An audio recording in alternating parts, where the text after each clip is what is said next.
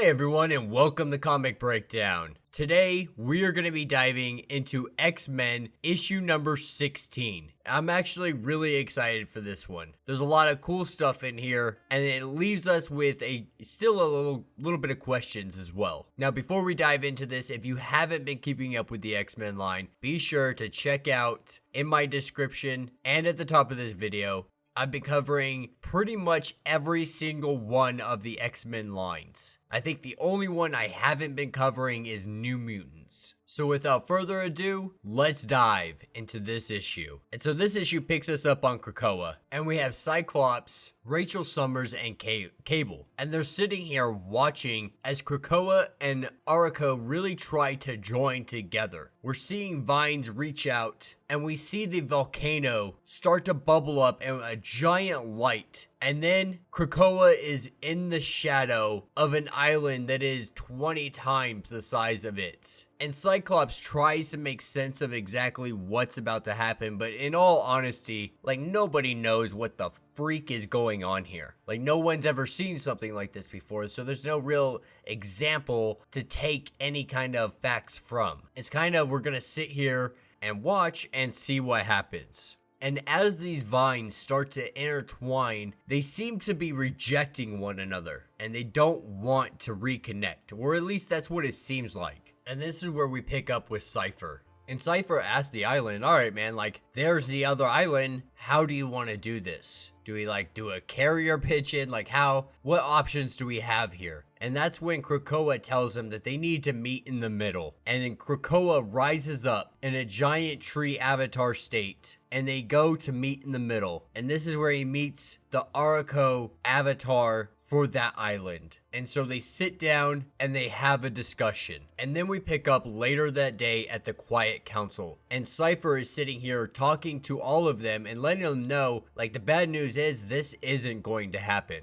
There's not going to be a reunification of the islands. And of course, the first question is, why not? And Cypher, he really puts it simply, it's been thousands of years. They don't even seem to be interested in the idea. And in his opinion, they don't even like each other anymore. And it's not as simple as just being able to talk it out. You have to morph these islands together, branch deviations, environmental changes. There's so much that goes into this. It just doesn't even seem like it's a feasible idea to begin with. And that's when Magneto, opens up and he's just well, then why the hell did we just have this tournament and these rituals and all of this crap if we can't even reunite these? And Cypher being a smart ass, he's I got a wife now. I got something out of it. And they ask Cypher to ask the island if he could reconsider. And this is when Cypher tells them, he's not really the problem. The problem's not really on their end. It's on the other end. And he goes on to say, he can't stress how different they sound. And he thinks that this might also extend to all the mutants that live on the other island as well. And according to the island Krakoa, there's 20,000 times more mutants than there are on Krakoa. So that's a whole other issue on its own.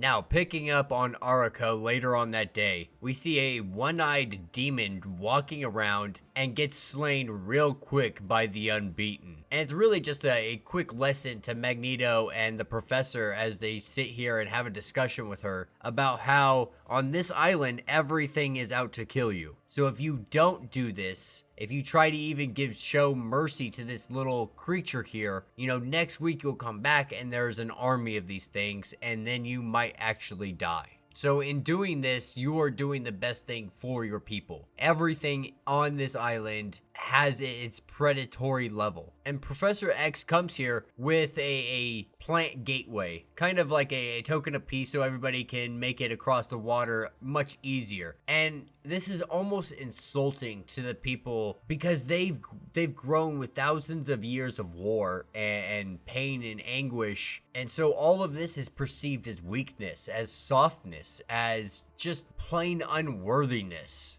In their eyes, they're just children. Children playing child games with a child government. And then they get on the topic of humans and how they share this world with humans that are literally powerless. And to them, this is just the most mind-boggling thing that they could possibly even think of. But the ring does make all the decisions here. And so she said that she'll propose the idea of unity to the ring, and that the idea will be considered. Now, picking up even later on Krakoa, we have Jean Grey and Cyclops standing before Magneto and Professor X. And we all know that there have been 2 seats available for quite some time now. Ever since Apocalypse left and stuff of that nature, there's been 2 seats on the Quiet Council. And this is when those 2 seats get offered up to Jean and Scott. But both Jean and Scott tell them no, because in their opinions, they feel that they have something more important to do, and that's the X-Men. If there's one thing that Scott and her have learned through all of this beginning of the great Krakoa experiment, it's that the people of their nation need to feel like someone is acting on their behalf, not deciding what's best for them, not deciding what is or is not in their best interest, just someone who is there fighting for them. And that's who they want to be.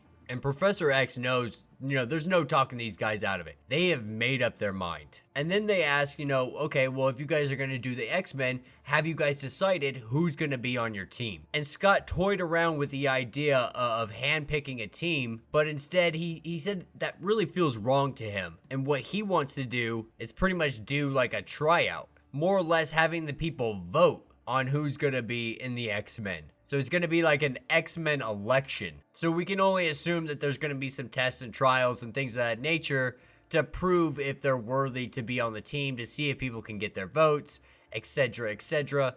It really seems like it's going to be a lot of fun, and I'm really excited to see how well that plays out. And that will be the end of this issue. So let me know what you guys think down in the comments. Like I was just saying, I'm really excited to see what's in store for the X-Men moving forward. This comic did give us a lot of detail. I was really excited about it. We got to know more about the islands. They're having trouble connecting to one another, if they'll even ever connect again. There's 20 times the amount of mutants on the other island, and we haven't even got introduced to half of them, I'm sure. So we can only imagine what kind of mutants are over there, what kind of powers they have, what kind of people they are. Like, it's a whole other world that's pretty much left unexplored at this point.